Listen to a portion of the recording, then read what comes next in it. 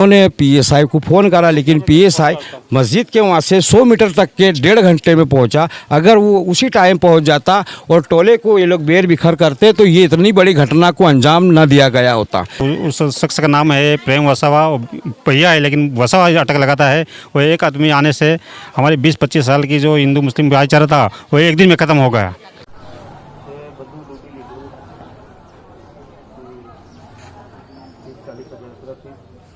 30 लाख रुपया नुकसान થયું છે। 30 લાખ રૂપિયા નુકસાન થયું છે।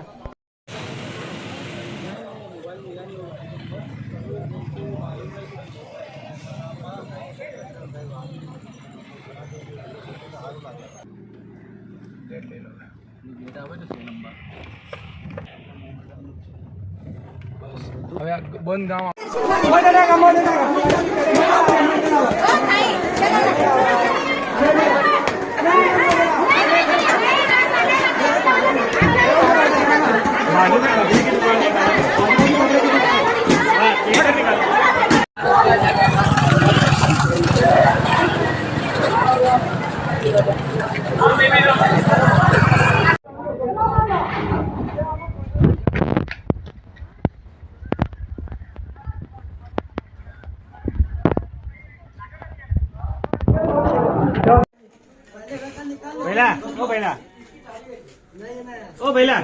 લાકડીથી ખેંચી લે ને બધું માલ।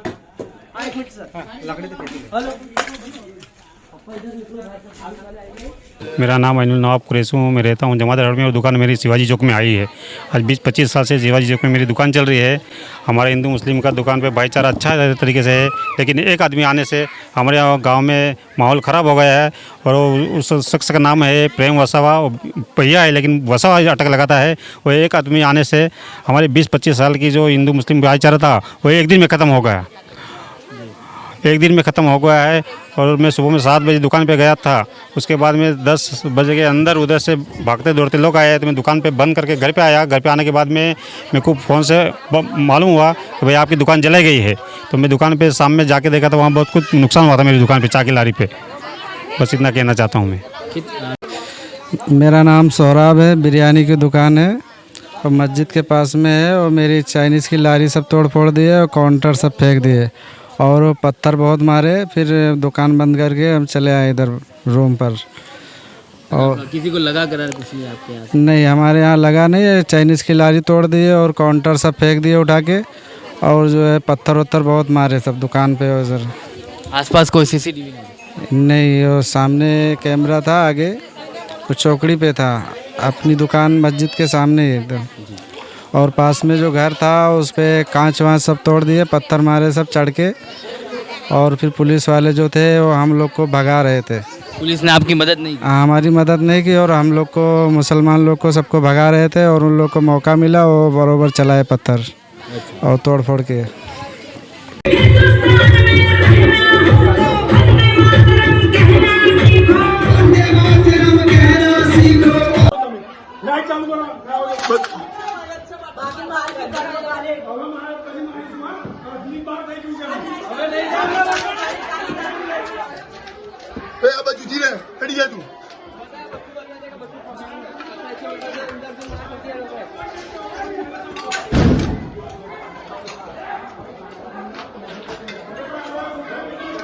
अब हमने जो आगे जिस तरह से गलियों की और मोहल्लों की विज़िट की, वहाँ से जो है लोगों के दर्द सामने आए। उसके बाद रैली जब यहाँ से निकली तो एक मोहल्ला ये भी पड़ रहा था और ये मस्जिद वाला इलाका था, दरगाह वाला इलाका था।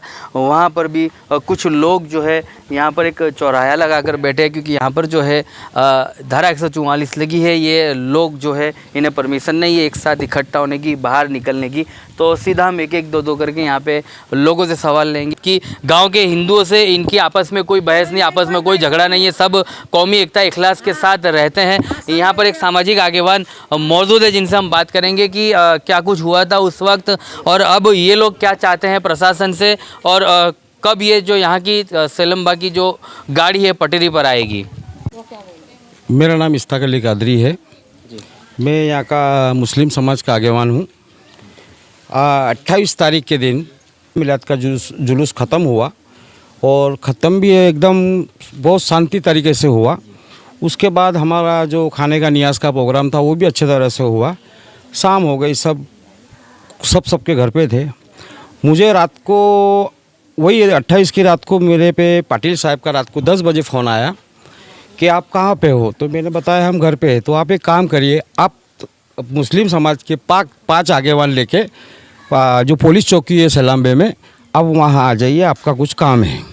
तो मैं मेरे पास आगेवानों को लेके, जो मुस्लिम समाज के आगेवान हैं उनको लेकर के मैं पुलिस चौकी पर गया। वहाँ और हिंदू समाज के तरफ से भी 5 आगेवान, उसके अंदर सरपंच भी था, हमारे जो गांव का सरपंच है वो सरपंच भी था। और हमारी मीटिंग हुई। तो मीटिंग में ये बात रखी हुई यहाँ के पाटिल PSI ने कि भाई ये कल रैली का आयोजन है।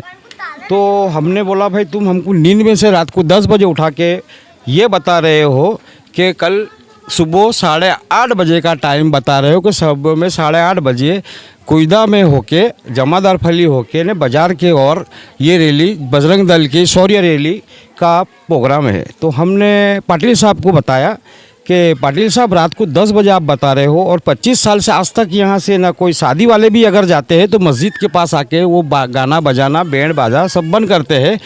तो पाटिल साहब ने बोला कि ये इसकी मेरी जिम्मेदारी है, डीजे बंद हो जाएगा, बजाना बंद हो जाएगा, तुम उसकी कोई फिक्र मत करो। तो हमने बोला देखो साहब, पब्लिक को कंट्रोल करना हमारे बस की बात नहीं है। आप एक काम कीजिए, आप डिडियापाड़े से थोड़ी फोर्स मंगा लीजिए, डिडियापाड़ा पुलिस स्टेशन से आप मदद ले लीजिए, ताकि पुलिस का बंदोबस्त काफ़िला अच्छा रहेगा तो पब्लिक कंट्रोल होगा। तो यहाँ के पाटिल PSI ने सागबारा पुलिस स्टेशन के साहब ने बताया कि तुम उसकी बिल्कुल चिंता मत करो, मैं सब कंट्रोल कर लूँगा। मैंने कहा देखना साहब, ये सब जिम्मेदारी आपकी होगी। और जो इसका आयोजक था पवन नरेंद्र प्रजापति, उसने भाईदारी ली कि ये मैं आयोजक हूँ इस रैली का, बजरंग दल का, तुम बिगड़ टेंशन मत लो, हमारी सिर्फ रैली 2 मिनट के लिए जमादार फली में से जो पास होगी उसको बहुत से बहुत ज़्यादा में ज़्यादा 5 मिनट लगेगा। हमारी रैली किसी तरफ नहीं रुकेगी और मस्जिद का जहाँ एरिया आ जाएगा वहाँ हम हमारी रैली का गाना बजाना बंद कर देंगे। मैंने कहा ठीक है, चलो ये बात को हमने माना। फिर बाद में ये हुआ, हमको रात को 11:30 बजे पुलिस चौकी पे से साहब ने रजा दी। फिर मैंने साहब को वही टाइम पे बताया कि देखो साहब, मेरा पीछे का मेरा neurosurgeon Baroda VIMS hospital का मेरा अपॉइंटमेंट है, मुझे सुबह जाना है, मेरा चेकअप कराना है, मेरा ऑपरेशन हुआ है। तो बोले ठीक है आप जाओ, हम बाकी का सब संभाल लेंगे। फिर सुबह 7 बजे मैं जब घर से निकला तो मैं नेत्रंग तक पहुंचा। वहाँ मेरा एक दोस्त है चंद्रकांत बाजार का, जो बीजेपी का जिला प्रमुख है, चंद्रकांत गोरख भाई लुहार, वो जिला प्रेसिडेंट है बीजेपी का। उसका मुझ पर फ़ोन आया कि आप कहाँ हो। मैंने कहा बस मैं नेत्रंग पास हो चुका हूँ, मैं जा रहा हूँ हॉस्पिटल।